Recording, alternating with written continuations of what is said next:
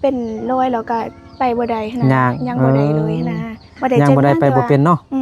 ยังบ่ได้ขนาดนั้นว่าบ่ได้อยู่ไปสร้างครอบครัวเราอยู่นำพัวอยู่นำพัวโดยแต่ตอนนี้ที่เราอยู่ก็คือลูกสาวบ่เดิมหรอกน้องเนาะเฮือนแม่เฒ่าเพิ่นสู้ชีวิตแฮง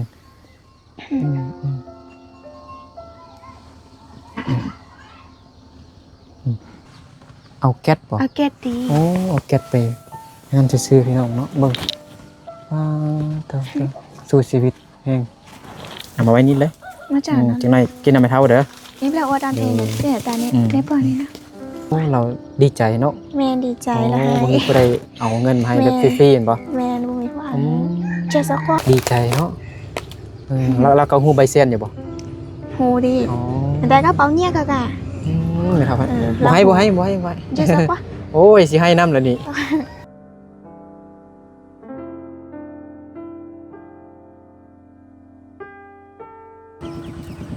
ป้าอันนี้คายามบ่น้องละแม่นคายงามป้าถูมันโอ้ดีที่บ่ได้อันคาอยู่นี่เนาะนักแท้นักกว่าน้องประโยคอีกแล้วบัดนี้เนาะแม่นเอาสบายดีพี่น้องเนาะสบายดีเบิดสุขทุกคนที่เข้าลงแพงเด้อยินดีต้อนรับเข้าสู่ช่องเบานึกพอไพสินเก่าเหมือนเคยเนาะตอนนี้เบานึกอยู่บ้านของน้องล้าเนาะแต่บ่แม่นมาหาน้องล้ามาหาอันแม่เฒ่าเพิ่นเนาะได้ยินอันในบ้านคณะบ้านเพิ่นให้เบานึกมาลองถ่ายรายการลองถ่ายแม่เฒ่าลองสัมภาษณ์แม่เฒ่าเบิ่งบางทีอาจจะมีผู้ใจดีผู้ใจบุญช่วยเหลือแม่เฒ่าเพิ่นว่าซั่นเนาะเมื่อกี้นี่ก็น้องลากับไปจอบเบิ่งแล้วน้องลาว่าเราอยู่คนเดียวเนาะตอนนี้น้องลากับเป็นตากล้องผู้ที่จับกล้องให้บ่นึกเนาะบ่นึกมาคนเดียวเนาะคือบ้านน้องลาเนาะบ้านกิวแคมเมืองเพียงแขวงไสยะเนาะแต่คลิปนี้แม่นมาลองจอบเบิ่งแม่เฒ่าเพิ่นเนาะได้ยินอันในบ้านเพิ่นว่าเราย่างบ่ได้แม่นบ่น้องละแม่นไหนแล้วน้องละมาให้น้องละเป็นผู้แปลภาษามงเนาะเด้อแปลเพราะว่าเราบ่ค่อยอันนั้นนะมาบ่กัดบ่กัดดีเราว่าภาษาลาวบ่ค่อยได้หั่นนะก็เลยให้น้องลามาแปลภาษาให้โอ้หนักกว่าเราว่าหยังให้ประตูล่ะคะเป็นเงินใดอนุญาตแม่นเฒ่าเพิ่นแล้วเนาะมาลองเดินเบิ่งแม่เฒ่าเบิ่งเป็นจังได๋จุ๊จ้าแล้วแม่เฒ่าอยู่ทางใดทางนี้เนาะโอ้เอ้าสบายดีโดยสบายดีเป็นจังได๋หนาวบ่บนนอก็หนาวบ่นึกก็เคยมาสัมภาษณ์แม่เฒ่าเพิ่นเทื่อนึงแล้วพี่น้องแต่ว่าบ่มีคนเบิ่งหลายหั่นนะได้โดนแล้วแหละเนาะน้องล้านนั่งได้บ่นั่งได้เดี๋ยวมันอาจจะมืดนิดนึงเนาะเปิดไฟได้บ่ลองเสียบไฟหมดได้แต่ไฟบ่ได้ไหนเนาะเปิดได้เสียบได้ซ้อไก่แม่เฒ่าอยู่คนเดียวนี่เนาะอยู่ไสน้าให้บ่เป็นดีบิดไปตินี่เฮ็ดดูลองจับมันเนาะเข้ามาตีเจ้าน่าจะจังซี่โอ้ยันมันตกเลยเนาะ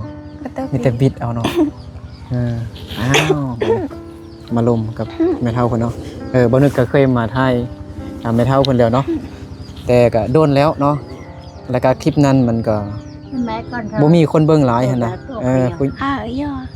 ใหญ่เพิ่นก็น่าจะบ่ทันเห็นเทื่อย่อยป้าlà tôi muaป้าđâu gì là tôi xài thành là tôi rất là cần tớ nè อันนี้มัน นี่là tôi mua เดี๋ยวสิสัมภาษณ์แม่เฒ่าเพิ่นอีกครั้งเนาะตอนนั้นบ่นึกก็เคยสัมภาษณ์แล้วแต่ว่าบ่มีคนเบิ่งหลายหั่นนะแล้วก็มาสัมภาษณ์อีกเนาะแล้วก็ให้น้องลาเป็นผู้แปลภาษาให้เนาะลาวก็เว้าภาษาลาวก็ได้อยู่แต่ว่าบ่ได้หลายหั่นเนาะเดี๋ยวสิถามชื่อแม่เฒ่าก่อนเนาะแม่เฒ่าชื่อหยังhiện tại có lắm bé hôi trà xe nè xíaชื่อฮะชื่อเจียเชีย จ่อๆกันบ่ แม่น เชียร์สิเนาะเชียร์เนาะแม่เฒ่าจักปีแล้ว ก็ไม่ใช่ช่วงละ đại u của món tôi cho họ mày มาช่วงละ เราจื้อบ่ cho chỗ rồi 90นี่ ฮะ90ปลายฮอด ตัว เดือน เจ้าแล้ว cho chỗ xong rồi ตัวเจ้าช่วงละประมาณ90นี่หรือว่า40 ฮะ 80ปลายที่เรา 80ปลายที่เบิ่งเราคือบ่เฒ่าแม่น เดี๋ยวอยู่เจ้าเตอหาจุดเจ้านังให้อ่ะน้าประมาณ80ไป50ซื่อเพราะว่าเราก็บ่ได้จื้อดีแล้ว เราบ่จื้อดีเนาะบ่ได้จดไว้เนาะ แม่น แม่เฒ่าอยู่คนเดียว nhiều อยู่คนเดียวบ่ cả chị nhân rồi tôi nhà sáng tự nè อยู่นั่นอยู่นี้มี4คน5คนเนาะแต่ว่ามีล้านลูกคนนึงเราไปเฮ็ดเวียกหรือไม่ลักหน่อยคนนึงเราอยู่นำลูกกับเอ้ยพาพุ่นน้อยเพราะว่าลูกล้านเท่าไหร่ แม่เฒ่าอู้คันลมพัดมาแห้งนี่หนาวเลยเนาะน้องลาเนาะ แม่น เบิ่ง เป็นห ทางนั้นพุ่นน่ะไม่ฝากจน ฝ แบ น บ ตกก็ เป็นปองบักใหญ่ๆพี่น้องเนาะบ่อนนอนเราก็น้อยๆเด้ bác sẽ biết ta lấy chị khó đi น้อย แม่เฒ่าเป็นพญาติหยังอ่ะ ก็หมอตัวหมออาชี chị mò có từ lấy chị đi xả tê xả tao chị mua giò đi sự มันอาจจะเป็นรอยแล้วก็ไปบ่ได้นะ ย่าง ยังบ่ได้เลยนะบ่ได้ ยังบ่ได้ไปบ่เป็นเนาะ ยังบ่ได้หั่นน่ะนะ nó tại tao xả tài chờ ta โดย chết để nó chờ ta มือแล้วก็ xả tao đi มือมัน ยัง จะเฮ็ดบ่ได้ย่างเลยมันจะ นะจังซี่ แข้ง บ่ ไว้โดย แข้งจังซี่อยู่เนาะ แข้ง พี่น้อง จะ เนาะ สีแล้ว กำไว้เนาะ แม่น เออ มือแข้งข้างแข้งไว้ เป็นหยัง ย่าง มัน บ่ได้ สาเหตุมันเป็นเพราะหยังนะ ตีได้ชื่อเท่หมอน้อยได้ chỗ nhớ chị lão cơ động của chị đi qua lên đảo xưa à เราว่าอยู่เรายุคคุกเนาะ อ๋อ เราเคยติดคุกนะหรือว่า โอ้ ยุคคุก แม่เฒ่าเคย เรา อยู่ อยู่แบบ คุกเหมือน นี้ บ่ เนาะเคยอยู่คุกแล้วมันจะอยู่เรา โอ้แม่นแล้วใช่ไหม แบบนี้ คันอยู่ มันเลย คุกแล้วแม่น แม่น อยู่คุกแล้วแบบมันทรมานหั่นนะ แม่น แล้วเป็นหยังคือว่าอยู่คุกกันนะได้จักปีแล้วตอนเราอยู่คุกกัน แล้วแต่ก็ย่อของก็ตอนจะช่วงละ nhớ tao lâu xong 4 ปีแล้ว หึ บ่ได้ 4 4 ปีแล้วเลย ตั้งแต่เราออกมาจากคุกบ่ได้จังได๋ บ่ตอนไปอยู่คุก ตอนไปอยู่ อยู่คุก เดี๋ยว ได้ เนาะ 4 ปี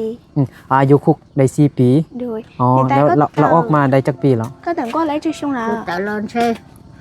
ai xuống tao à เราติดคุก24 ปีเนาะเราออกมาประมาณ2 ปีไปแล้ว เอ้าฉันก็มากๆนี่เนาะ แม่นก็บ่ได้โดนปันเด้อ แล้วสาเหตุที่แม่เฒ่าเพิ่นอยู่อันนั้นอยู่คุกนะเป็นย้อนหยัง hiện tại là tỷ chỉ có họ trong có khi họ chẳng chịu cha nó bây giờ của một xuân rồi nãy tôi giờ trong rồi lấy chi trong bè tiền của một nàng này lấy chi máu cuốn tẩy nè พอเราไข้ยาเนาะไข้ยาดีเจ็บยังต่างๆเนาะเพราะว่ามีคนสงสัยผิดเราไปจดซื้อว่าเราไข้ยาสิติทัน อ๋อ แล้วเราก็เลยติดคุกไปเลย เพราะว่าเขาจะไปสอกยามาไข้เนาะแล้วว่าดีเจ็บนิดต่างเนาะแล้วก็ว่าเขาเข้าใจปิดหนาเราไปจดซื้อว่าพอเราเป็นไข้ยาสติ๊กเราก็เลยได้ติดคุกไป4 ปีหัน อ๋อแล้วเข้าตู้หาเราเนาะ แมน อ๋อเราค่ายยาดีเจ็บเส้นยาอย่างอื่นเนาะ แมนอย่าง ยาปัวพยาธิแต่ว่า แมน เจ้าหน้าที่เพิ่นตู้ห้าบ่ มีคน ตู้ห้าว่าค่ายยาบายามาเนาะ ด้วย แล้วเพิ่นก็จดรายชื่อแล้วก็ไปคุกเนาะ โดยแมน เอ้าแม่เฒ่าบ่ได้ค่ายคือแบบเพิ่นเอาไปซั่นถึงว่าจดชื่อก็ต้องหรือว่านั่นใดหรือว่าเขาเอามาเสื่องไว้ในเฮือนเฮาบ่หรือจังได hiện tại ở cha họ trong bé họ mang qua lấy do lỡ mỗi cho lời trả họ chế lấy do cha họ trong qua lắm lấy chi máu của trong bè chị lấy chi tôn tè xưa nè lọ mà cho sư lọเขาchỉ màจับไปเลยนะ อ๋อ เจ้าก็บ่ฮู้คือกัน อ๋ออั อันนี้ แล้วอันพวกเราดิ hiện tại có tụt xỉa Tôi là tôi là tôi hoàn tệ là tôi để เสียอะไรจักปีแล้ว xeช่วงเรา qua giờ vô bé cho xong à เสียได้ประมาณ30 ปีแล้ว โอ้ เลย พวกเราเสียโดนเนาะ แมน ตอนที่เฮายังบ่ได้เกิดเทื่อ แมน เป็นเพราะหยังคือแบบพวกเราเสีย hiện tại do tía chi có tụt xỉa hoตัวละ nó mất rồi หมอเป็นเจ็บเราก็เลย เป็นพญาก็เลยตาย อ่า ก็ อ่า ซื้อ อ่าคือว่ามันมั่วแล้วอยู่ให้บอกเบิกไอ้ต้องลาเราอยู่นี่ งานนั่งดี หน่อยให้เบิ่งมันชี้แจงบ่ ได้เลย มันโอเค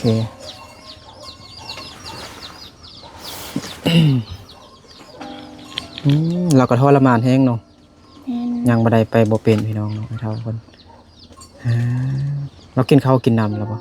hiện tại có bảo tao nó mua tay à khi tao xin tao vào đấy kín บ่ได้กินเถอะ rồi อ๋อบ่มีหยังกินบ่ ผมว่าชีเนาะ mất đi บ่มีเลย แล้วลูกหลานไปใส่เบิดจังได๋ hiện tại có tú sáng sớmเนี่ยไปชีละ mất nè tay rồi ไปเบิ่งแม่เท้าไปยามแม่เท้านี่ ไปลูกอ๋อ ร้านหัน เรามีลูกจักคนน่ะ hiện tại có một người nhỏ chơi lang cô อืม cô Sợ không thân thấy cho. nào rồi สาวตั้งเท้าก็จ่อก็อยู่แก cô vô อืม cô vô sữa ก็อยู่ซะ cô vô sữa có tu จ่อลังเหรอ tu ta โอ้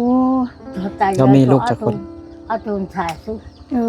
เราเกิดกับประมาณ12 คนทั้งหลายแต่ว่าเสียมหมดแล้วตอนนี้ก็ยังแต่2 คนที่อยู่นำนี้ อ๋อ ดู เอ้า ตอนนั้น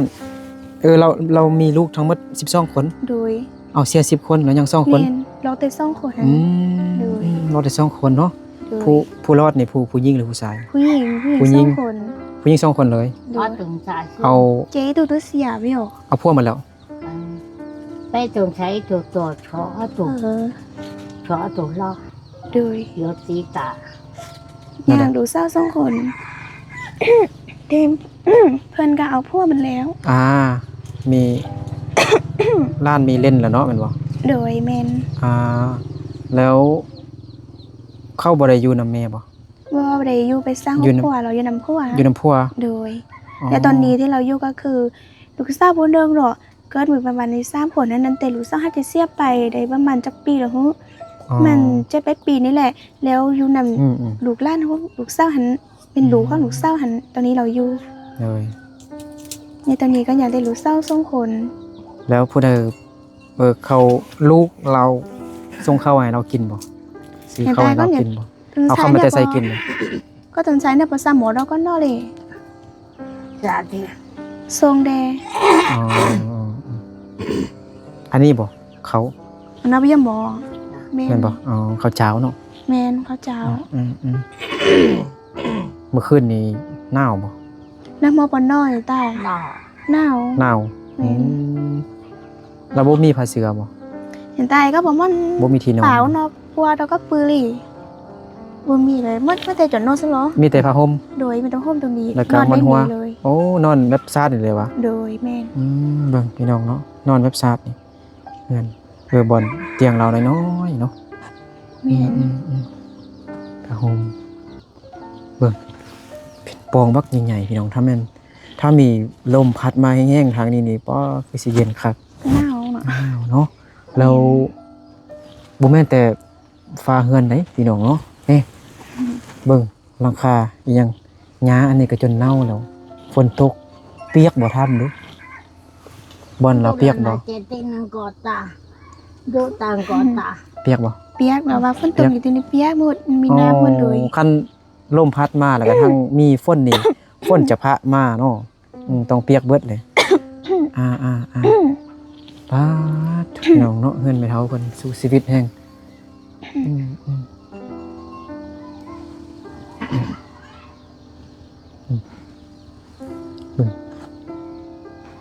อันนี้เด้อันนี้บอนผู้ใดนอน นี่แม่นลูกหล้านหัน ล้านเรา แม่นหล้านเรา อ๋อ หล้านที่เราตอนนี้อยู่ และ น้ำ อ๋อ หล้า อยู่นี่ มี จักคน อยู่นี่นะ ฮะ อย่างใต้เนี่ยยอนะเชิญล่าง rồi จอนล่างไปหรออยู่นี่เป็น6 คน อ๋อ แล้วมีลูกสาวบนเดือนประมาณ17 ปีแล้ว18 ปีแพ็กเบียก อ่า แล้วตอนนี้มีลูกสาวบนเดือนกับประมาณ อ่า 7-8 ปีอยู่นี้แล้วก็มีหล้าน การเล่นได้เป็นลูกหล้านซื่อๆอะไรบ่มีลูก ล้าน เรา บ่เป็นลูกเรา ลูกหล้าน ล้านลูกหล้านสองคนละไม่อายหล้านพุ่นเด้อละเอาเมียเหรอ โดย คือตอนนี้ไปยำแม่เฒ่า โดยพยายาม เราพยายามไม่เท่า โดยยำแม่เฒ่าย ำไม่เท่าหรือไม่ยาไม่ย่าติบ่ แม่เฒ่า ไม่เท่าเนาะ โดย ไม่เท่าก็ไม่เท่าไม่โซนเนาะอ๋อ แม่เฒ่าเข้าเมียนะ ไม่เล่าเบื้องทางนี้ก็ว้าเป็นปองครับพี่น้องเนาะเนี่ยคานี่เนาะเบิ่งเอาอีหยังตับมันเลยนะป้าเถิดน้องลาเบิ่งสุดชีวิตแห่งเอาอีหยังมาตับมันนี่นะเอาแก๊สบ่ เอาแก้ตี โอ้เอาแก๊สไปงั้นซื้อพี่น้องเนาะเบิ่งป้าเถิดสู้ชีวิตแห่งหนักกว่าน้องมีนาอีกเนาะแต่ว่าน้องมีนาเนี่ยบ่มีไฟแต่อันนี้ก็ต่อเข้าซื่อๆเนาะ ต่อเขาต่อยืนเพื่อนล่างนั้นมาเขา ค่าไฟแพงบ่ถามเบิ่งดู ยินได้ เขาเอานำบ่ ได้ไฟโปกี ไปไป เขาเอานำบ่เท่าใดเดือนหนึง ไป ถ้า จะไปเนาะตอน ได้ไฟต่างเนาะถ้าค่าไฟกัน ไอ้โยไอ้หลีสัก หนีสั่งหันเด้อเหรอพี่อ๋อเดือนนึงเส้นเดียวแต่ว่าห้านำเจ้านั้นแดหัน เป็น กัน ผู้ละ50 ประมาณนั้นดิ พาถู เพราะว่า ไม่ เขา เท่าเอา มี เงินอยู่ น้ำได้ ใส่ เนี่ย ฮะ มีน้ำได้ อ๋อ เพราะว่าเขาโตน้ำนะแล้วก็ดูน้ำได้แล้วก็ได้น้ำแล้วมันจะแพงนั้น พี่น้องบ่เลยจังได๋ จะน้อยย่อยนี่จอพี่อ๋อ พี่เนาะ เชี่ยวเหรอ ไปเอามองรอเลยยอ บ่เป็นพี่น้อง มองยาก บ่แม่นมันสกุลต่างกันได้ว่ามันอยู่มอกันอาศัยกัน อยู่บ่อาศัยกันซื่อ เลย ๆอ๋อก็แล้วล้านเด้เป็นลูกเฮ็ดให้บ่ให้เขาอีหยังบ่ เห็นได้นางอันเนี่ยบอกว่าแต่จีแต่ เฮ็ดให้เฮ็ดสวนอีหยังบ่ บ่มีแต่เฮ็ดจางไปมือ อ๋อ แต่ว่า ไปหาจ้างไปวันๆซื่อๆเนาะ โดย โอ้หาเช้ากินค่ำ แม่นบ่มีให้เฮ็ดหั่นน่ะเดี๋ยวถ้าเฮ็ดจางเราจะไปเฮ็ดให้นะเขา อ๋อไม่แต่ไปจ้างเอาเนาะ เดี๋ยวไปจางเป็น ได้เงิน มือ ก็ซื้อข้าวกินเนาะ มองมาจีว่า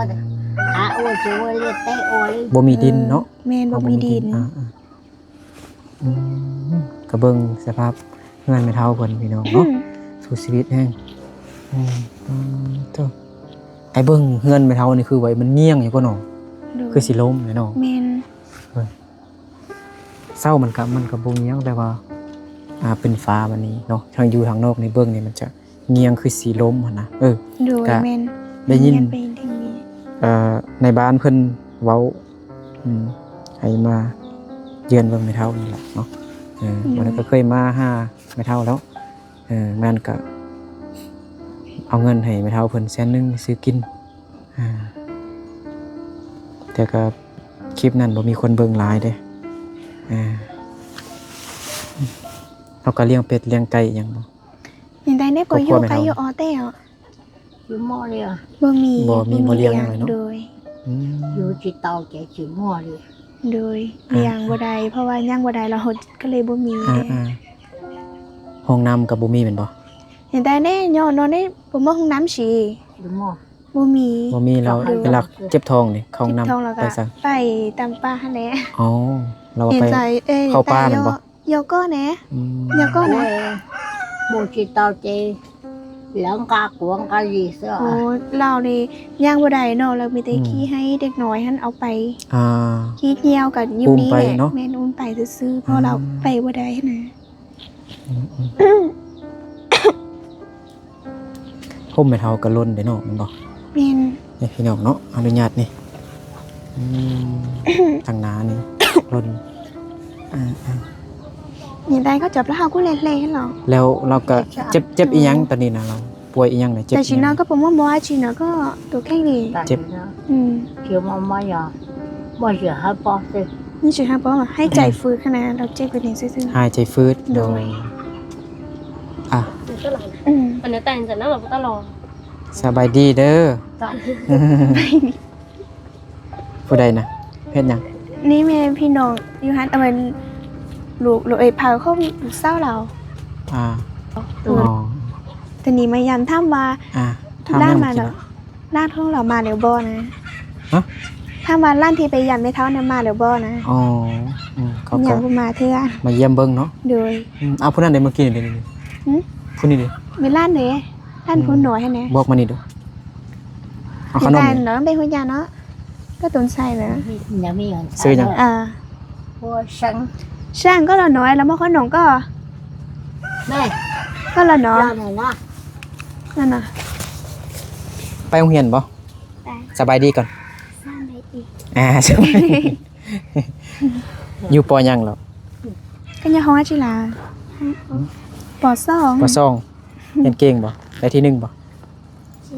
บ่ได้ บ่ได้จะได้จะไรอ่าอืม เดี๋ยวจัง có trường à เดี๋ยวขอบใจอ่ะ ยาย อ้าว ใส่ขนมอ่ะ เรียนภาษาลาวต้องฮู้ขอบใจเป็นภาษาลาวได้แม่เฒ่าได้กินได้บ่ ในใดก็นอกปลาร้าขนมเนาะ lá trường กินได้ ได้เอาๆกินน้ำไม่เท่าเด้ออืม ได้ไม่เท่าเลยอ่ะอืมให้น้อง cho nó lại đây luôn ไปเอาอันของกิน ใช่ก็ไปน่ะรถเช็ดนะคะเกณฑ์น่ะก็มาเอา มี ไอ้ กระตารถ นะป่งป้าน่ะเหรอ ปลากระป๋องแล้วก็มีไว้ มีเอา ให้ ไว้ ซื้อ นั่ มาน น่ะ กิน แล้วก็ เนาะ ได้เช็ดอ่ะ พอดีมี FC ผู้ใหญ่ใจบุญเพิ่นอยู่ฝั่งไทยเนาะอยู่FC ทางเชียงใหม่เนาะจังหวัดเชียงใหม่ฝากเงินมาหน่อยหนึงให้ไม่เท่าเพิ่นเนาะเพราะว่าอายเพิ่นก็ได้เห็นอันคลิปตอนไปถ่ายน้องประยงแล้วพอดีมีอัน อืม ในบ้านเอ่ยผู้นั้นเพิ่นเป็นคณะบ้านผู้ที่5ว่าซั่นก็ลมเรื่องน้องประยงเด้เรื่องดินเด้แล้วก็ลมเรื่องอันไม่เท่านี่เด้ไม่เท่าเชียเห็นบ่เอามาไว้นี่เลย มาจากนั้น จังได๋กินน้ำไม่เท่าเด้อ นี่แปลว่าตอนเทเนี่ยตาเนี่ยได้ป่ะนี่นะนี่ตายอย่าง ก็เงินสดยังเหลือฝากมาให้300เป็นกำลังใจให้แม่เฒ่า อืม แม่เฒ่าเด้อแม่เฒ่าจับอะไรเนาะ มาเจ้าก็ เรามีตากล้องพี่น้องเนาะโดยเอาไว้ซื้อยังกินจำเป็นเราเป็นหยังนะ เราให้ เราให้ เป็นตายจะสักว่า บ่ให้บ่ให้ สักว่าสักว่าสักว่า โอ้ สักว่าจะเตรียมมั่วเพราะว่าจะเราเครียดได้ได้สัก โอ้ ว่า เราดีใจเนาะ แม่ดีใจแล้ว โอ้ ให้ บ่มีผู้ใดเอาเงินมาให้แบบฟรีๆเห็นบ่ แม่บ่มีผู้อ่านจะสักว่า เมื่อกี้ถามว่าเราเป็นหยังเราเจ็บบ่เราหายใจฟืด เนาะคือกันเป็นยาลงลาเลย โอ้บ่ให้บ่ให้บ่ให้ จะสักว่าสักว่าจะสักว่า โอ้ยเนาะบ่ให้สู้ เจ้สักว่า ดีใจเนาะแล้วก็ฮู้ใบเซียนอยู่บ่ โหดีแต่ก็เป๋าเนี่ยก็กะ ครับบ่ให้จะสักว่า โอ้ยสิให้น้ำแล้วนี่ สักว่าแต่กูพ่อเจตัวเราอยากก็เป๋าเจ้ากูค้า บ่ กู นึก พ่อ ก็สิอยาก เรา สิให้น้ำแล้วนี่ ก็บรรยากาศกูพ่อเราพ่อเฉิดซังอ่ะ thôi cho cờ เป็นหยังว่า กูพ่อจี中อยากก็มาตุ้มมูชิเตาเลยเฮียว เป็นลองถามในความในใจเราให้เห็นยัง แต่เจ้าก็ฮอกว่าก็ใส่แก ดีใจจังได๋ เดี๋ยวสักว่าเดี๋ยวสักว่า ว่าบ่ได้เนาะ เดี๋ยวจะไฮโลมา บ่เป็นหยังบ่เป็นหยัง เน้องว่าจะเราชื่อเขียว บ่ให้สักว่าก็จะเลยจี เนาะ แล้วจะเสีย เอาเงินเมียนไว้เอาเงินเมียนไว้ วันนี้ก็จะสักว่า บ่ให้สักว่าขายก็อย่างเงี้ยเดียวจะสัก ดี ว่า ใจเนาะ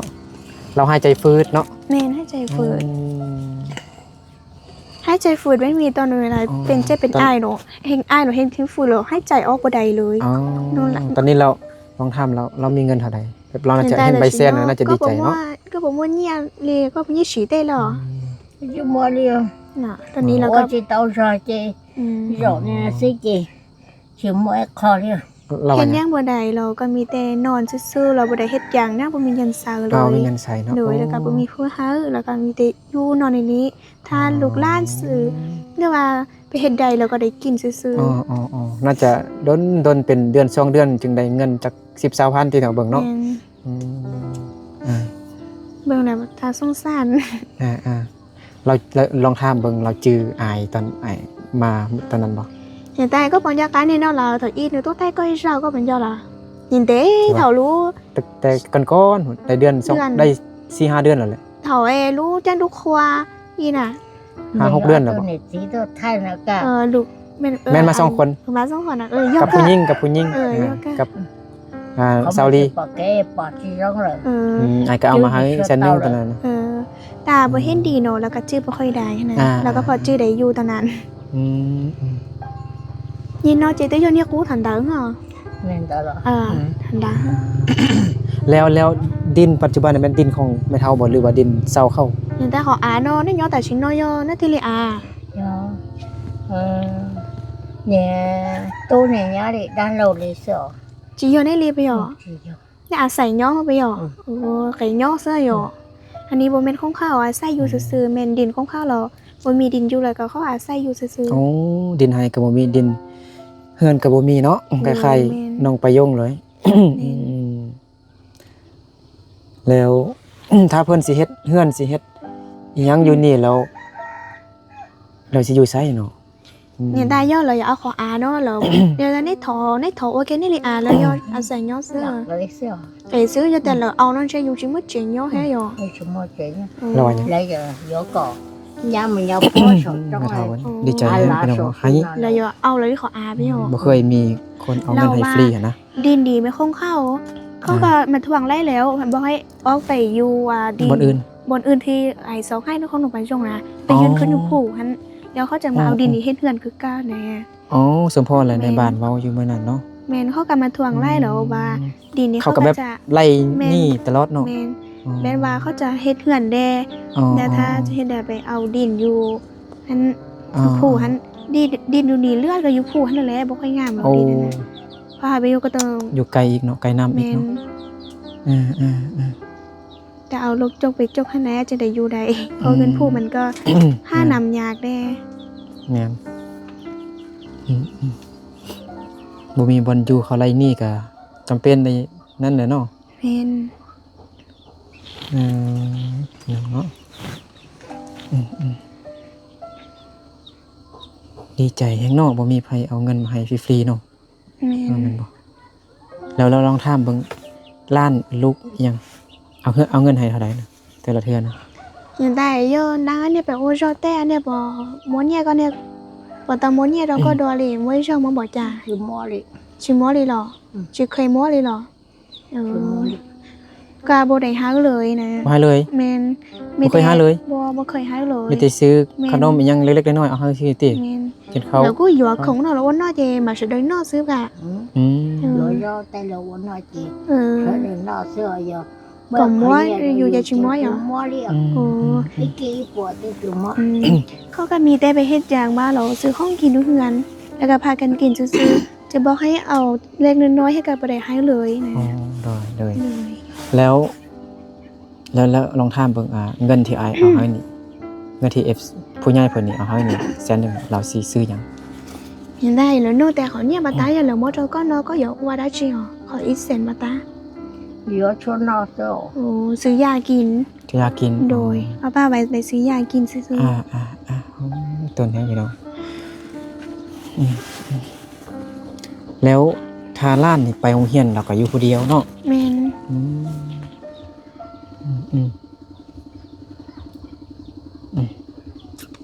ก็เบิ่งบอลเรานอนพี่น้องเนาะเตียงน้อยๆบ่มีเสื้อเนาะ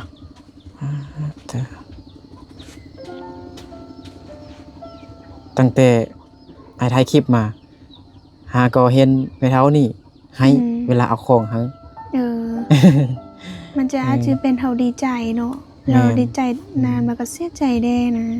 แล้วก็เลยให้คิดไล่แน่ หลายเนาะเมื่อคืนมานอนรับดีอยู่บ่หรือจังไดหรือว่านอนบ่รับ hiện tại nó nó mua các bữa bò cho té hả โอ้ยนอนเล่นนอนปุ๊บจีโชว์รอเรียก เราวันหนาวแล้วก็นอนบ่ค่อยหลับเลยเพราะว่ามันมีความหุ่มๆนะแล้วก็หนาวแดนอนบ่ค่อยหลับ หนาวแน่เนาะผ้าห่มกันน้อยๆขึ้นน้อยๆไปเสื้อก็บ่มี เลยแมน ผู้ใดเฮ็ดเขาวให้เรากิน hiện tại ít tu ở một nó có nọ Tự do để qua thế nên nói Lan. này hết Lan thì phải. rồi đậu qua chơi À. cái nhà là tiền nhà uống gọi là tiền đậu uống Hà Lan rồi lục thờ hắn màเราก็เฮ็ดถ้าเราไปเราก็มีแต่ลั่นหน่อยดิเฮ็ดเอา เลยแล้วเวลาร้านบ่มีผู้ใหญ่อยู่หั่นน่ะแล้วเวลาเราเจ็บท้องเด้แล้วสิหาผู้ใด hiện tại do thảo lời chínhว่าในยตาก็มบล้าđây có hiểu trà mà bắp đó xa thế gì có hiểu à có vô chỉ một chỉ tàu chỉ cho khó cho bao xưa là ดูจ่ออยู่หนอซะถ้าว่าบ่มีเพื่ออยู่เราก็เจ็บท้องเราลักษณะนี้เลยเพราะว่าบ่มีผู้เอาไปที่มันนะบ่มีเพื่ออยู่นำเราเวลาเราเจ็บท้องเราก็มีแต่ขี้ใส่บอนนี้เลย อ๋อไปทายใส่บอลเลย แม่นเพราะว่า ไอ้ร้านมาเมียนเนาะ แม่น mới lấy giờ cái rổ của nó đa โอ้ sức เวลาเราอาบน้ำเรามีแต่เอาซาดีออกมาเราอาบอยู่นี้เลย โกอาบน้ำอยู่บอลนี่เลย พราะว่ามันจะร่นออกไปโดยเพราะว่ามันจะเป็นไม่ดีเนาะ อ่าๆ เวลาอาบแล้วมันนั้นจะล่มออกไปเลย อ๋อโอเค เพราะว่าย่างวันไหนฮะ เลยอืม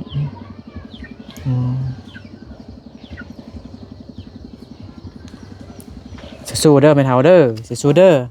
อเราเข้าใจบ่ các bạn cái share อ่ะ เนาะ สู้เด้อ các bạn cái share này สู้เด้อให้กำลังใจเด้อเราได้เชียร์เรา ร้านก็บ่ เจ้าเชียร์ บ่มีหยังเฮ้ย ซอตูเชียร์ มีแต่ ซอ เป็ ตู น เชียร์ คนกลางหั่นนะมาทายให้ผู้ใหญ่เพิ่นเบิ่งเนาะถ้าผู้ใดมีจิตใจศรัทธาอยากเฮ็ดบุญอยากช่วยเหลือก็ติดต่อหาเบานึกได้เนาะถ้าผู้ใดที่อยากมาช่วยด้วยตนเองก็มาได้หรือว่าฝากให้เบานึกเป็นสะพานบุญให้ก็ได้เนาะเบานึกยินดีเป็นสะพานบุญให้พี่น้อง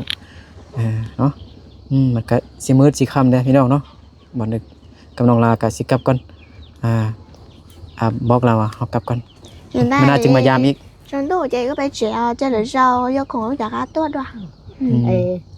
có giờ ban cái tụi muội có khu phải chả nào của khu lá của do xây toàn của tung xanh giờ kia phải có một cỡ thế chả của cả hồi rau nó sao của trường cần tao hồi rau nó tức cỡ chỉ tao tao ลาบ่ฮู้เนาะ rồi บุหูดอกละท่าวันดอกเป็นผ้า อยู่บ้านนี่นี่แหละบอกเรา có giờ lá เป็นลูกของ của do lá บอกพ่อแม่เนาะ toàn của tung xanh giờ à ô chả tỏ do cá à bây giờ โอ้อยู่เห็นบ่ cứ bộ bò cũ là thầu cũ du là tao bỏ nó thôi có Messi là xe nhìn nó lón lỏ nhìn nó lón lỏ có cái lô của nệt tao rồi chị em của tước cậu trâu của sa nổ dưới cho tao lỡ trên tao đó của ít chung ha เนี่ยโอเค nó tao coi có lo lại chỉ có lì do em chỉ bọn để cho đứa chịu bao lì ha không bao giờ bỏ cái gì chị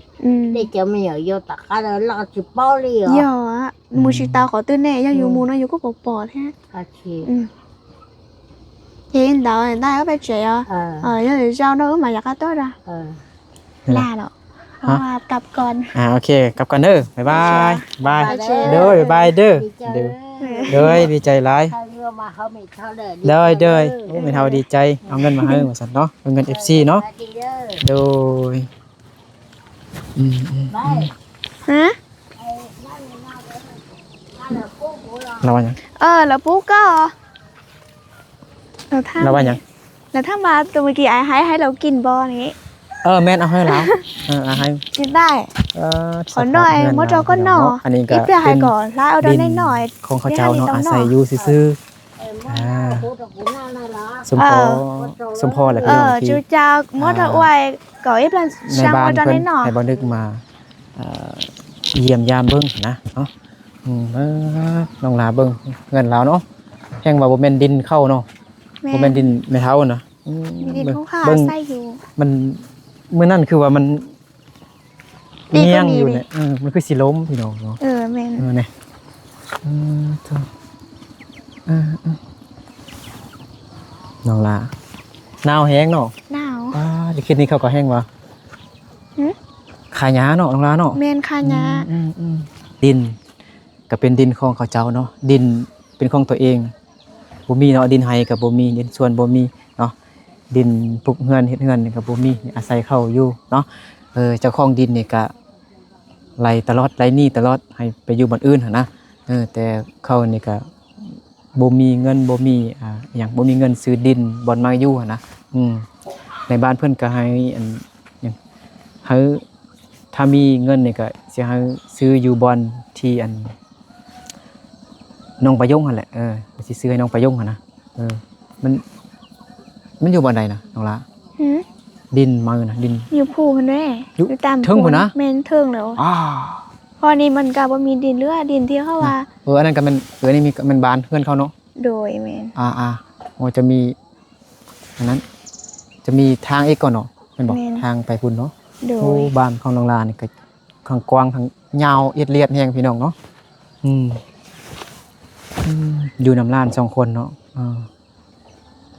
ผู้ใหญ่ก็ไปยามแม่เฒ่าว่าซั่นเนาะลูกเราเนาะนี่เราจน สามผ้าเนี่ยใต้หัวน้อง เราให้เมื่อกี้ดีใจเนาะน้องลาเนาะ แม่นให้ แบบทำอิดเรากับบ่ให้แต่ว่าเราเบิ่งอันเราสังเกตเบิ่งเงินเราเบิ่งเป็นใบแซนเนาะเราจะฮู้เนาะแบบมันเป็นใบแซนใบใหญ่หั่นเราก็ดีใจแล้วก็ให้พี่น้องเนาะ แม่น ถ้าอีต้นบ่นึกก็สิให้นำเลยเมื่อกี้เนาะ แม่น น้ำตาซึมเลยบ่นึกก็ได้ต้นแห้งพี่น้องเนาะก็ให้ผู้ใหญ่ใจบุญลองพิจารณาเบิ่งนำกันเนาะแต่อีต้นแห้งเนาะหนักกว่าน้องมีนาแล้วก็น้องประยงอีกพี่น้องเนาะก็ขอบใจขอบคุณผู้ใหญ่ใจบุญหัวเนาะที่ฝากเงินให้แม่เฒ่าเพิ่นเนาะจำนวน300 บาทเนาะเป็นกำลังใจให้แม่เฒ่าเพิ่นว่าซั่นเนาะวันนี้ก็ซื้อเป็นปลากระป๋องนะแล้วก็อันมีไว้เด้แล้วก็เอาเงินให้แม่เฒ่าเพิ่น100,000เราจนให้เมื่อกี้ดีใจพี่น้องเนาะเนาะขออวยพรให้ผู้ใหญ่เพิ่นจงอยู่ดีมีแรงเนาะสุขภาพแข็งแรงความเจ็บอย่าใดความใครอย่าให้มีให้ร่ำให้รวยเนาะปรารถนาสิ่งใดขอให้ได้สิ่งนั้นเนาะสาธุโอเคไปพี่น้อง